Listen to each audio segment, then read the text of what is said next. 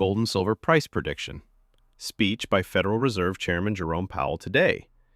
आगे सोने चांदी के भाव में और कितनी तेजी? Huge jump in gold above 98,500, good profit in silver too. What should traders do now? Fundamentals. Gold prices are at 5 weeks high, whereas dollar price is at 1 week's low.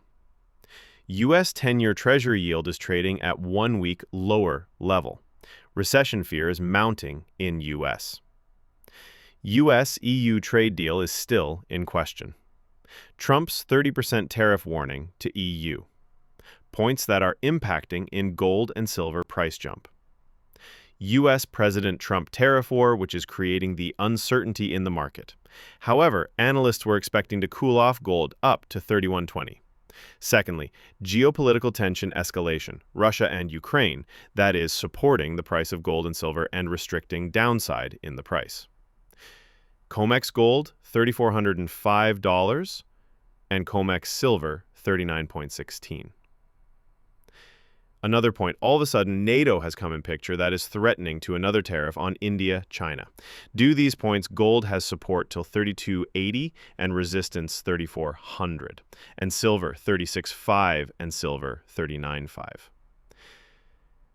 In Indian market, gold has a support at 9,600 and resistance at 99,000. Now, it is moving into this range of 2,000 to 2,500.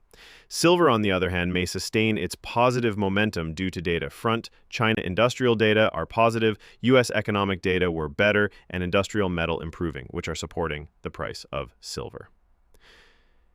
In Indian market, it has a support at 10,950 at 1295 and resistance at 15,500 to 17,100. Trigger. It could be Fed Chairman Powell's statement or speech that could be indication of rate cut or no rate cut. U.S. President Trump efforts for a peace deal between Russia and Ukraine. First August 25, tariff deadline. Any resolution can bring rise or decline. Corrections.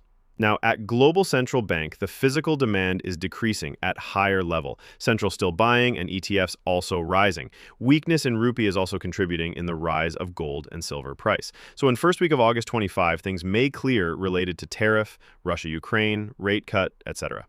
All the events and their developments needs to be carefully looked at in